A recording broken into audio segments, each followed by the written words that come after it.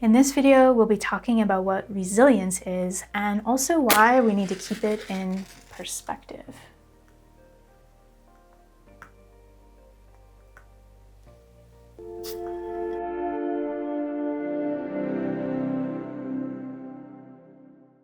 My name is Dr. Park. I'm a psychologist for youth, and here at Through the Waters, we nurture youth mental health.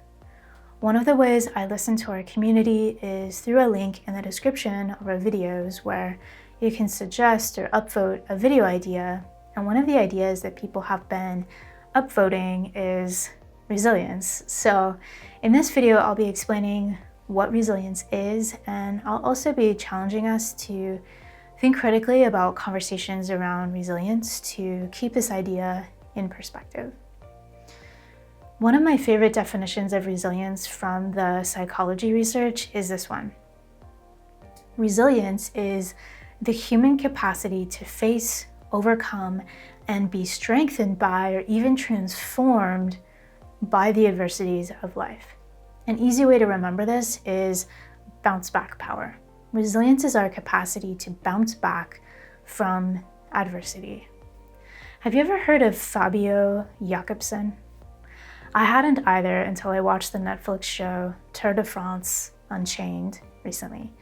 Jakobson is a professional cyclist who suffered horrific injuries in a race in 2020. A few meters from the finish line of a race, another cyclist deviated from their line, forcing Jakobson into the barriers. And footage of the accident, which it's horrific, but you can find it on YouTube. We see him flip over multiple times, and he goes careening into the side barriers. His injuries were so terrible that he suffered serious brain trauma, multiple skull fractures, damage to his upper respiratory tract, and heavy blood loss. He was placed in an induced coma, and thankfully he survived all of this. Now, if that had happened to me, I don't think I would ever go back to cycling. But Jakobson has unbelievable resilience or bounce back power. Spoiler alert, he went on to win stage 2 of the Tour de France 2 years later in 2022. This may sound like an extreme example to you, but there's another reason I'm sharing this particular story with you to help us think critically about resilience. Did you catch the exact reason why Jakobson suffered this adversity? What actually caused his accident that kind of forced him to be resilient?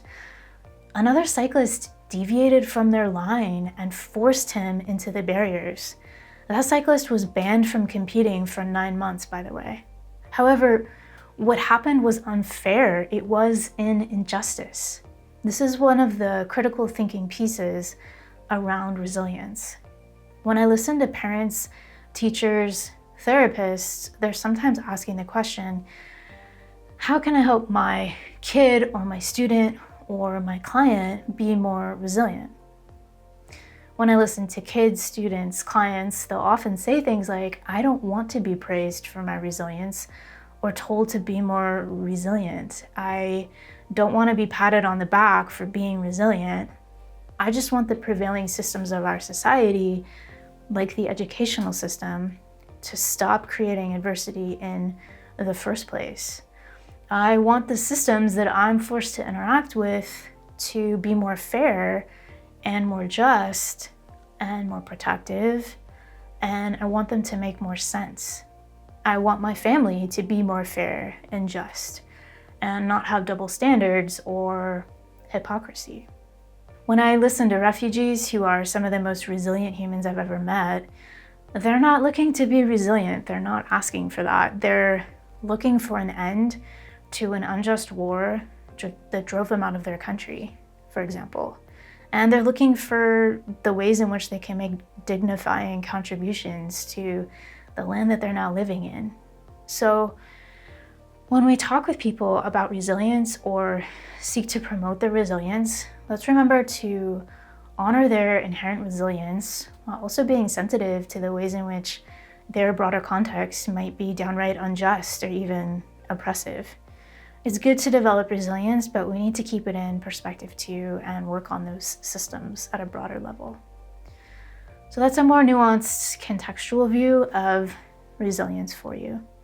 If you have some thoughts you'd like to share about resilience or another example of a resilient person's story, feel free to share that in the comments so we can be learning from each other.